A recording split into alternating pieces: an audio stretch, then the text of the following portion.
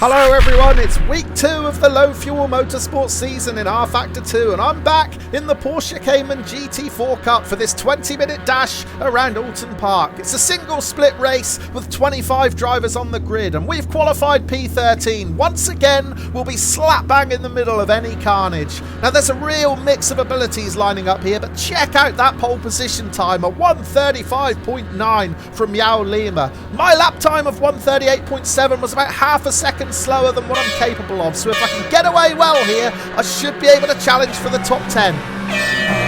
Well, that was as good a getaway as I think I've ever had in rFactor 2, but I'm not going to be able to capitalise on it because we've got Tommy Go and David Garcia in front. There's no way through. Marcel MLM on the outside as well, so we've got to stay tight through T1. Luckily, we held off Marcel there, so we have maintained our starting position. Yellow flags are out. I think that was for an instant behind. I saw a cloud of dust in my rearview mirror as we exited T1 there.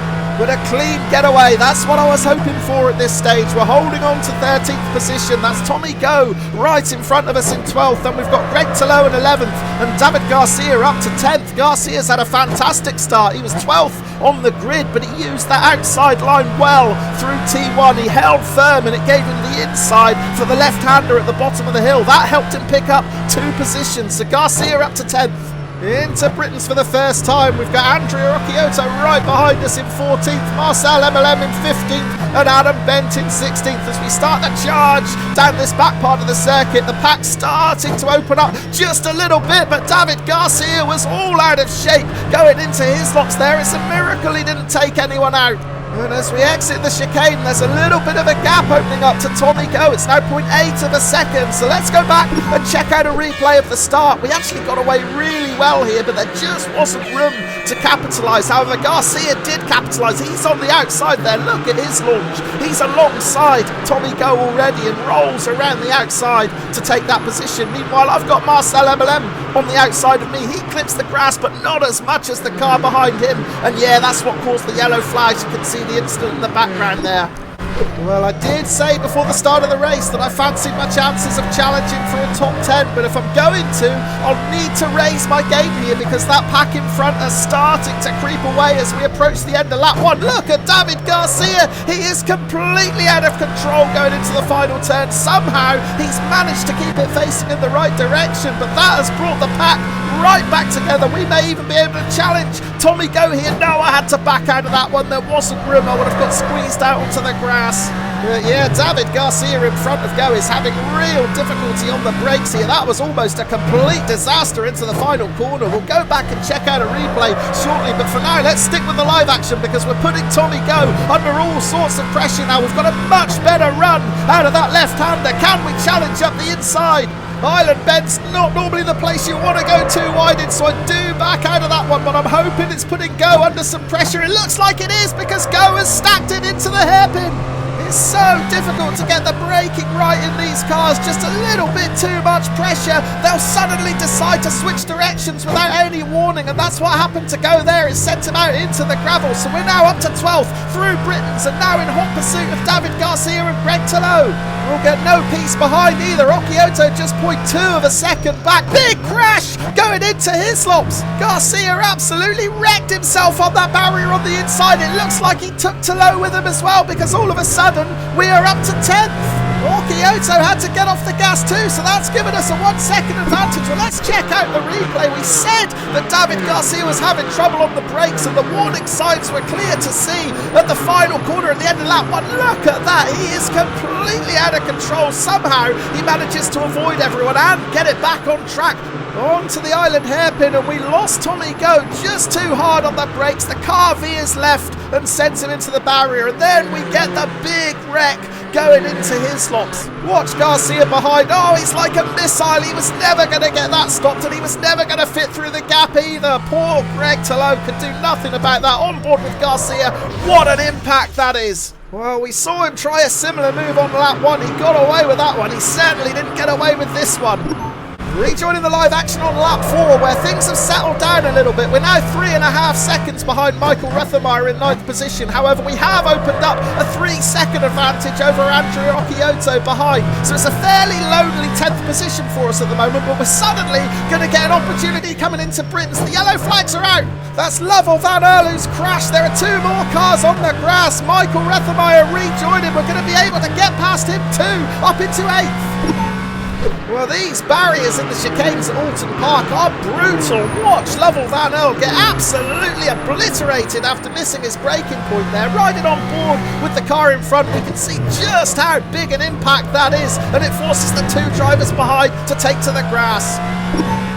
Well, I managed to get past Michael Rethermeier in that instant, but I wasn't confident of being able to hold him off. After all, Rethermeier was one of the quicker drivers I was struggling to keep up with. However, 2 laps later, I'm doing a pretty decent job of holding him off. We're on lap 6 now. Rethermeier still 0.8 of a second behind. However, I'm going to make exactly the same mistake that Tommy Go made earlier in the race. I'm too hard on the brakes. The car wants to change directions. In this case, it tried to veer to the right, and I lost the position. Here's another look at it. That's where the car pulls to the right. I managed to get it stopped, but not before Michael Rethermeier takes the position. Lap 7 now, and we've clearly got the pace to stick with Rethermeier. He's not been able to clear off like he did earlier in the race. In fact, we're reeling him in. The gap now is down to just 0.2 of a second as we begin the climb up Clay Hill, so it's all to play for here. We've only just passed the halfway point of the race, so there's still plenty of time to mount a challenge to try and snatch that 8th position back. We might not even need a challenge. The yellow flags are out and Benjamin George has crashed out. Well, George was running in 7th position in hot pursuit of Espen Senna in 6th when he made this mistake, clipping the grass on the outside. It sends him deep into the sand, and the track is a long way back from there. Hard onto the brakes into the final turn. We're about to start lap 8, and I sense this might be the time to try and get past Michael Rethermeier. We've clearly got more pace down the start-finish straight. He's going to defend. That sends us to the outside. I'm going to get squeezed if I stay out there, so instead I'm going to try the switchback. Get on the gas earlier. We're side by side. I'm carrying much more pace, but it's going to be really difficult to get the job done on the outside around Cascades. Once again, there's not much room to play with. We have to back out of that one. But the battle is well and truly on now. We're putting Michael Rethermeier under all sorts of pressure. Will he cope with it? Will he crack and give us the position, or will he make us work for it? At the moment, it's looking like he's going to make us work for it. And I definitely feel like I'm quicker than him through this section. Look how closer we get through that hairpin. However, he's just got that extra little burst out of the corner to open up a 10th or 2 again into Britons. Can we get on the gas early and try and close the gap that way? No, we can't. It's still 0.5. Well, what a battle this was. I tried everything I could to get past Michael Rethermeier here, starting with the wider entry into T1. I hoped it would give me extra pace on exit. It did do, but while I got side by side, I just ran out of room. I get pinched on the outside there and have to back out. There's so little room to play with here at Oulton. Well, while I wasn't able to take 7th position on track, I was going to get gifted it at the end of lap 8. We're still in hot pursuit of Michael Rethermeier, but look to the right of the screen. The yellow flags are out and Hugo Gomez is on the grass. Now, Gomez was challenging for 4th position, so he's come a cropper somewhere. Let's check out the replay to see what happened to him. And yeah, he did it all on his own. Coming into Druids here, he just gets a bit greedy with the gas on exit. Right there, he lights up the rear, he loses control, and it sends him into the barrier hard. Lap 10 now, and we're still all over Michael Rethermeier without being able to find a way through, but we're at 3/4 race distance now, and I'm really starting to struggle with tyres. They are screaming. Look how difficult it is for me to get it turned into Druids there, and we lose almost 1 second. Our hopes of finishing 6th are fading fast, so we're going to jump forward to the start of the final lap with 0.6 of a second behind Rethermeier. It's all or nothing now. We've got 1 lap to try and close this gap and try and make a move to snatch 6th position. Can we do it? Using every inch of the curb on the outside of T1, they're trying to get any advantage we can. It's still 0.6 of a second. It's not getting any closer, that gap at the moment. However, this next section is the part of the track where I feel like I'm a bit quicker, namely Island Bend and the approach into the hairpin. So this is going to be the crucial part of the lap now. Can we wipe out this 0.6 of a second advantage? We're as late as we possibly can be on the brakes, and we're getting visibly closer now. Rethemeyer's going to see me getting bigger and bigger in his rearview mirror. Hopefully that puts him under a little bit of extra pressure. If ever there was a time to get Britain's right, it's now. We do get it right. We're on the gas early. Rethemeyer takes a bit too much of the curb. This is another opportunity to close in. 0.4 of a second now. 0.3. We're reeling him in. We've got a bad marker to deal with as well, and he's lost it in the chicane. Oh, thankfully we both managed to get by. That was a frightening moment. However, we're still within 0.3 of a second of Rethemeier as we begin the climb up Clay Hill. We've got two right-handers to go. I think I've only got one play left now, and that is going to involve a faster exit out of this upcoming right-hander. Druids, can we get on the gas early? Yes, we can. Which way is Rethemeier going to go? Do we go left or right? Round to the grass. We've got no choice but to move to the right. Oh, we get squeezed onto the grass. Rethemeier defended really hard there, maybe too hard. We'll have to check out the replay to have another look at that one, but we're going to have to settle for 7th now. We gave it everything we had there, but it just wasn't quite enough.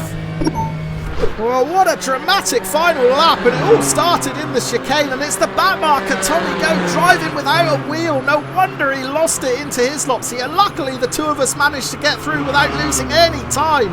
But that left me with only one real opportunity to try and make the overtake, and it was going to be into the final turn. I got a much better drive out of Druids. At this point, I wasn't sure which way to go. I'm almost on the grass there. I moved to the right, but yeah, Rethemeier defends really hard. At the time, I wondered if he'd been a bit aggressive in squeezing me out onto the grass once I'd decided to go for that right-hand side. Watch it again from my on board. There's a gap to the right. I moved to it, but he just veers over, and I've got no choice but to get on the grass. It was either that or cause a collision. Let's watch it from the chopper cam. And yeah, I've got no real complaints here actually. He's already going for the defensive line as I make my move, and I just run out of space. That's racing. Hard racing, but fair racing here at Oulton Park. And what a great result though. Start in P13, we end up in P7.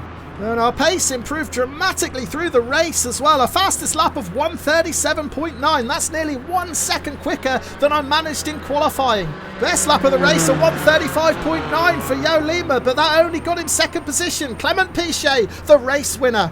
Well, what a ferocious fight that was. It very nearly ended in tears. Ultimately, I had to back out and settle for 7th position. Let's take one final look at this battle as I say thanks for watching and see you next time.